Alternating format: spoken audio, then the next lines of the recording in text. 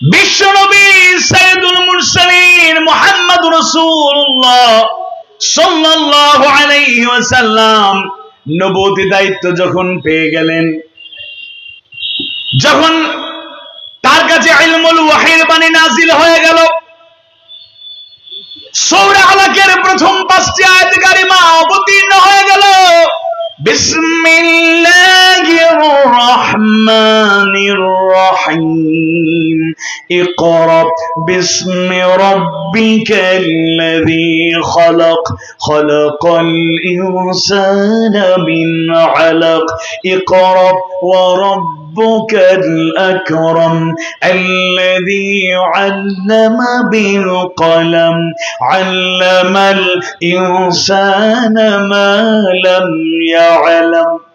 ইলমুল ওয়াহির বাণী যখন শুরু হয়ে গেল, শুরুতে আল্লাহ